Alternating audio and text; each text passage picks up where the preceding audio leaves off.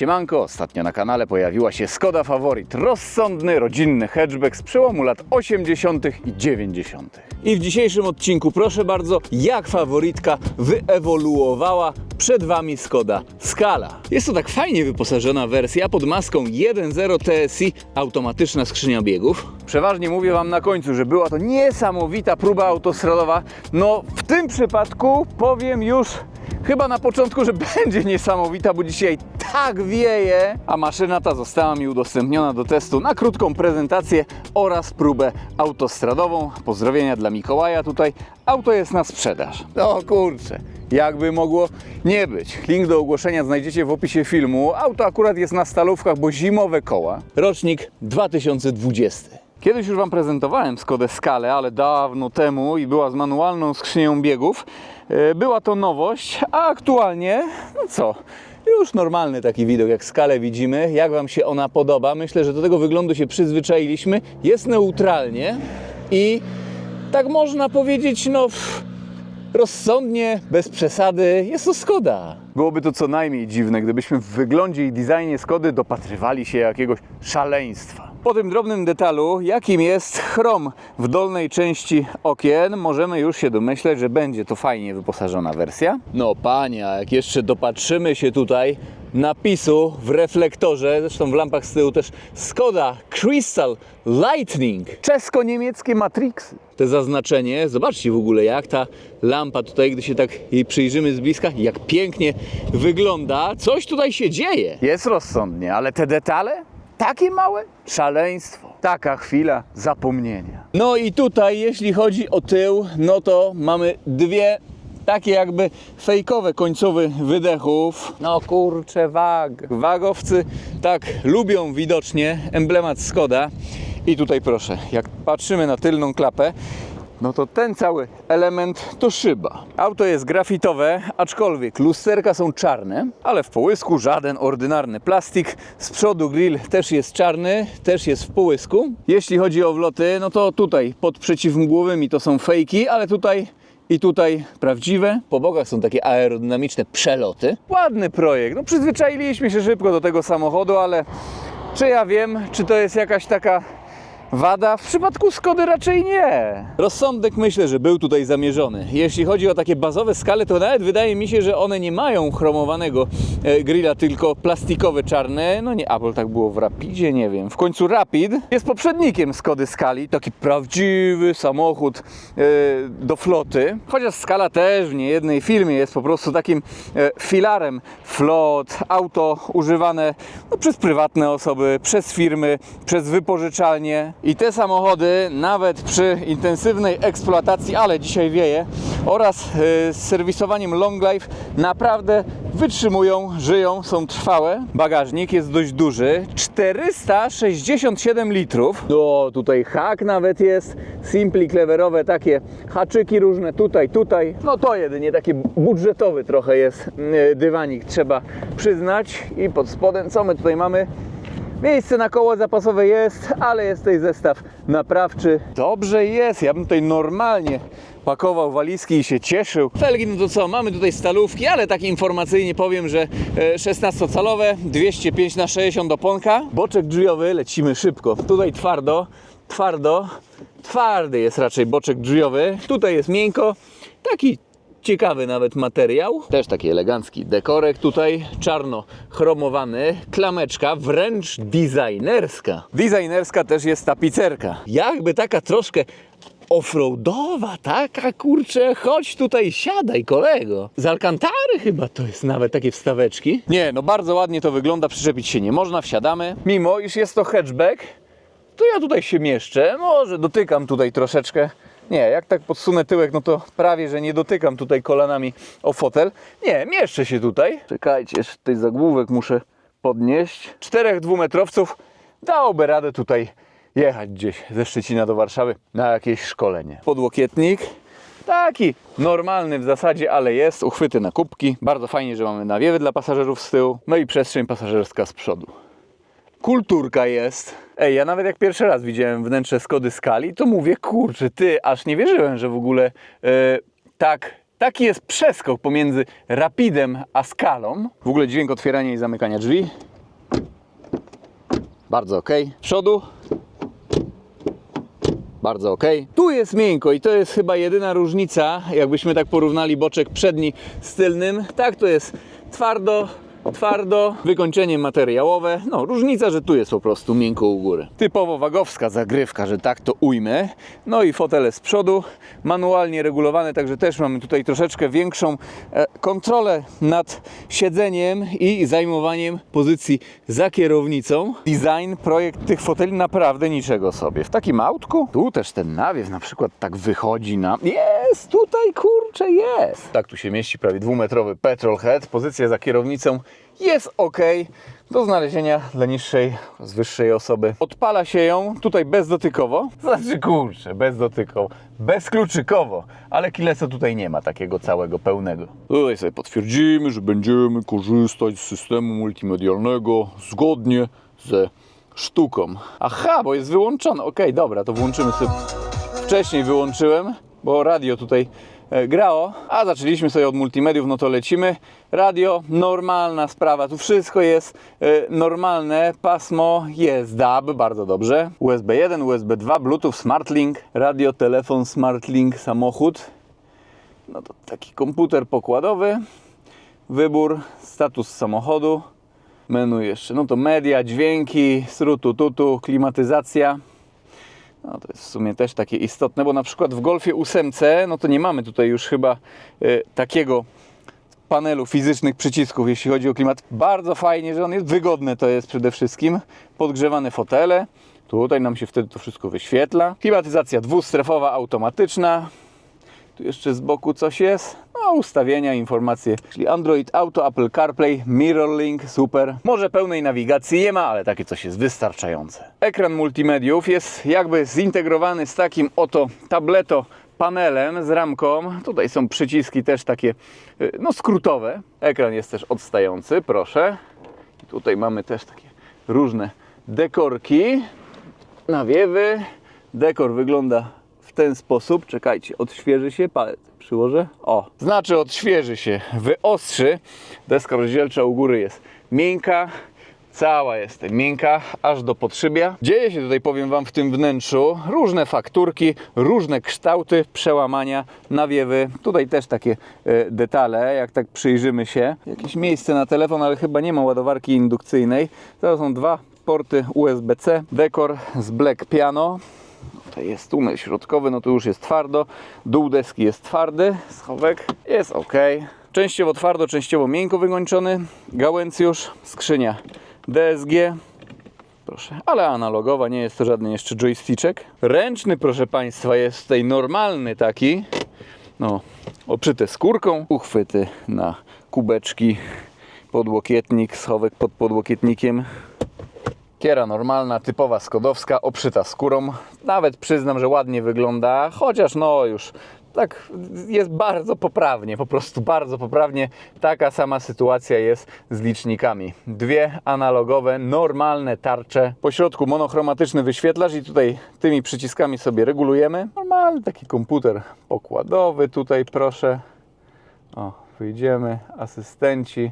Audio, samochód, stoper. Mam raceboxa przecież, ale wszedłem w asystentów. O, lane assist, front assist. Manetka od tempomatu aktywnego. Ładne są te manetki tutaj, bo mają takie też z Black Piano wykończenie, taki detal. I dobra, gasimy. Jeszcze omówimy sobie silnik. Co ciekawe, nie ma tutaj trybów jazdy. Po prostu wrzucamy na D lub pykniemy w dół lewarem. No to jest tryb sportowy skrzyni biegów.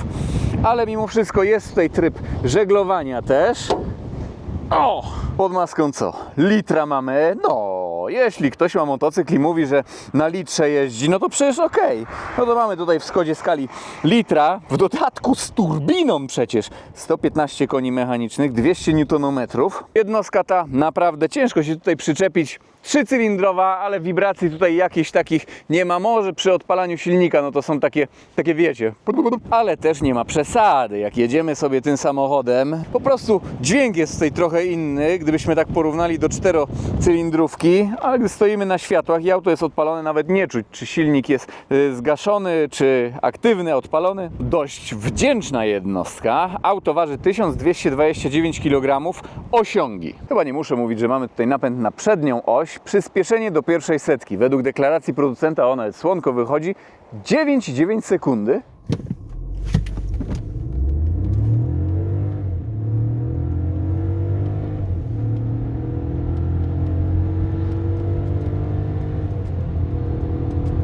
A prędkość maksymalna to 199 km na godzinę. Ale jestem pewny, że dziś będzie znacznie więcej. Znaczy nie wiem, czy znacznie, ale na pewno więcej. Takie wiatrzysko wzdłuż autostrady to naprawdę piękna sprawa, jeśli mamy do czynienia przykładowo z takim samochodem i musimy lecieć na próbę autostradową. Tak, musimy, trzeba i będzie to ważna próba autostradowa. Przenosimy się na parking przed przejściem granicznym w Kołbaskowie. Ok, dzisiaj startujemy z troszeczkę innego miejsca, ponieważ jest mega ruch po świętach, ale w stronę Niemiec, w głąb. W stronę Szczecina może będzie lepiej. No i dobra, dzisiaj bez soundchecku, bez pomiaru wygłuszenia, ponieważ jest takie wiatrzysko, że ten pomiar po prostu nie byłby jakiś miarodajny. O, znaczy no możemy sobie tutaj tak depnąć, ale nic tutaj nie będzie, szczerze mówiąc, słychać. Tak wieje, auta jeżdżą co chwilę. Będziemy kasować zużycie paliwa. Jest ok. I tu damy sobie prędkość. No i dobra. I tak spokojnie możemy sobie ruszać. Skoda tutaj wystraszona. Uwaga, silnik ci pracuje. Mówi, wiem, Skodzinka, wiem. Zrobimy z tego silnika pożytek zaraz. No ale niestety nie w tej chwili. Wjeżdżamy, możemy sobie dać tutaj na S. No. I to jest podwiatrzysko teraz. Jest ambitnie. Jest ambitnie. I zwalniam, bo ograniczenie. Taką skalą jeździ się generalnie przyjemnie. Przyjemnie się na to wszystko patrzy. Jak jedziemy w trybie D, no to okej. No jakieś tam mrowionko słychać, jak tam przyspieszamy łagodnie sobie tym samochodem. Gdy przyspieszamy ostro, to mrowienie jest mniejsze, ale za to bardziej słychać dźwięk silnika, ale głośność samego dźwięku, no to jest tak jak w czterocylindrówce, tylko po prostu rodzaj jest dźwięku inny. No 4 a 3-cylindrowy, no jest inny po prostu dźwięk. Ale kurczę, 9,60 coś do setki, 9,9 wpisane, może i tutaj jest jakiś bonusik. Szczerze mówiąc nie wnikałem w to. Kiedyś mój kolega testował Skodę Octavię 1.0 TSI chyba z manualem, miała wpisane 10,1, a też zrobiła 9,8 na Race Logiku. Dobra, będziemy ściągać kamerę, żeby nie było przypału. Wiatrzysko, proszę bardzo. No teraz będzie ostro w mordę. Nawet nie wiem, czy teraz w ogóle będziemy cokolwiek robić. Skoda jest raczej mało przypałowym samochodem. Że bardzo panowie stoją, ale nas puścili. No i tu musimy się wbić jakoś. Kurczę, jak to dobrze, że wiatrzysko jest w stronę Szczecina, bo w stronę Berlina będzie straszny ruch. Nawet nie wiem, czy do drugiego mostu zrobimy pomiar odpowiednio, tak jak Bozia przykazała. To S. Tryb sportowy skrzyni biegu, żeby trzymać po prostu silnik na wyższych obrotach, no to tutaj po prostu musimy pyknąć. Taki żywy ten samochodzik, dość bezpośredni. No i dobra, niemiecka strona. Ole, kickdown tutaj został zrobiony.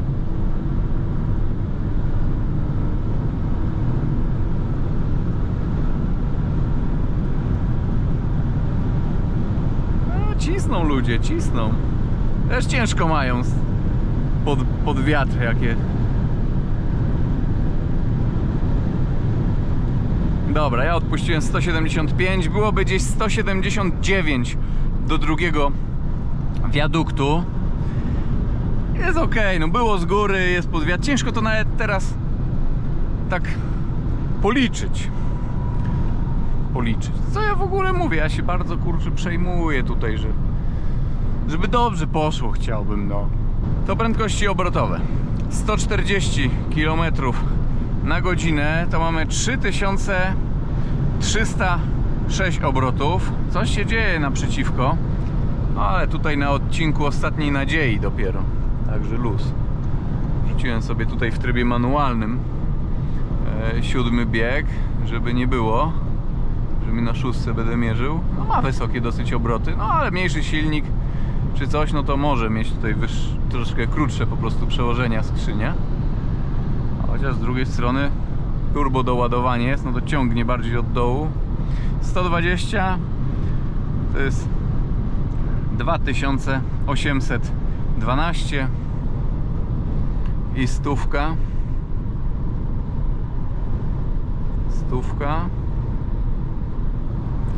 2368. I dobra, co? Nie, szczerze to nie będziemy sobie tutaj deptać, bo nie ma sensu. Dobra, tak troszkę tylko.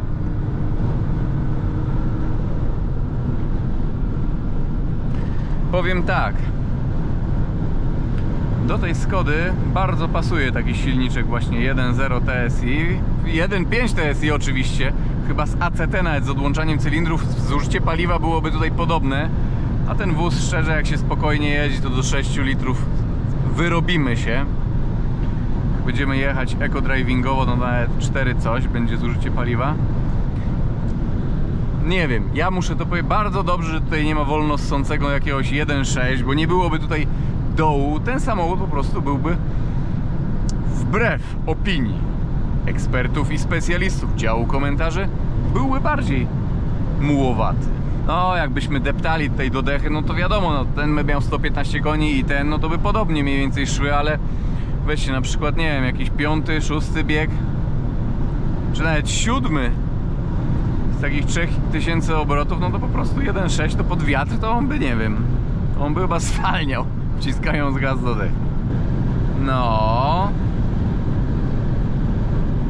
jest odcinek specjalny, ale był duży ruch. Nie, tutaj nawet nie depczę do dechy. O, teraz jest do dechy. Jest kickdown.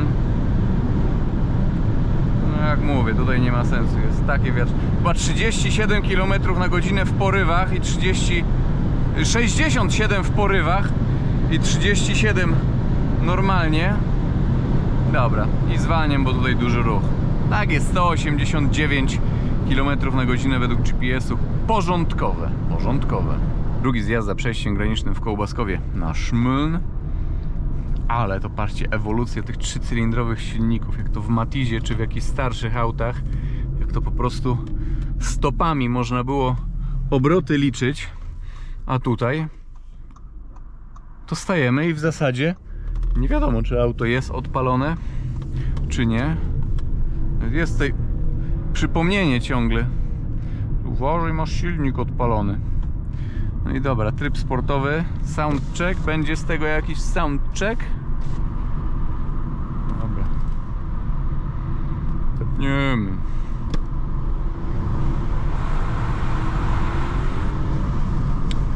Więcej szumu niż dźwięku tego silnika. W firmach takie samochody, takie skale to przyjmują miano samochodów sportowych wręcz, nawet w niektórych przypadkach. Dobra, depniemy. No i tutaj będzie luźniej od razu.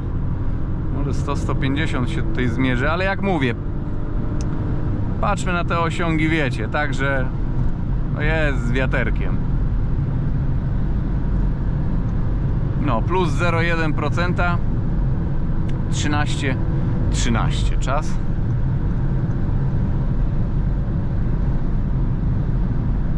No i dobra. Teraz ciągle pod górę.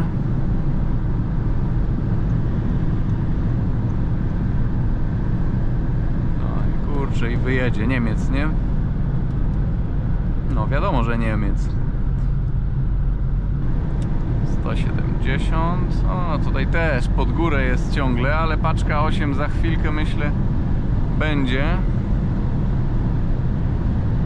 199 wpisane.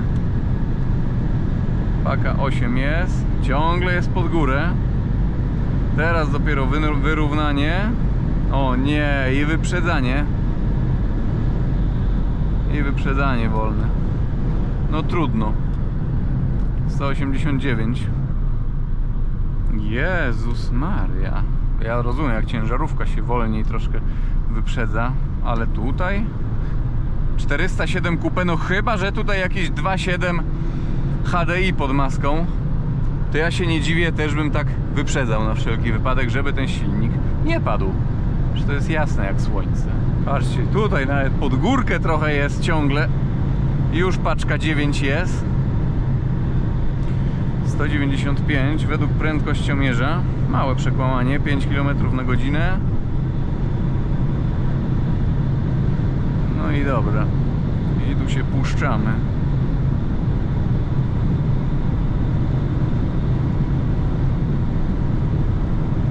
Dawaj.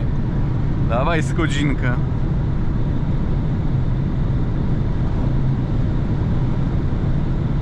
Proszę bardzo. 202, 203, 204 nawet. Piku siódemeczka. No i niestety mistrz lewego pasa trochę. I okej, w dzisiejszym filmie myślę, że to by było na tyle. 204 km na godzinę według GPS-u. Gdyby ruch był trochę mniejszy, gdybyśmy mogli się lepiej napędzić, a tutaj no, przy takim aucie no, wymagany jest pewien dystans, żeby tak się, żeby tam się rozbujać po prostu trochę bardziej. Jeszcze bym tutaj jakiś potencjał widział, wiele więcej myślę, że aż tak nie, ale ja bym jeszcze tutaj sobie dziabnął troszeczkę tego torciku. Mam nadzieję, że ten samochód, jak i ta próba autostradowa wam się niesamowicie podobały i się podobało, było fajnie. Lubię takie wyzwania. Pozdrawiam i do zobaczenia w jakimś kolejnym filmie, kolejnym odcinku. Na razie, trzymajcie się.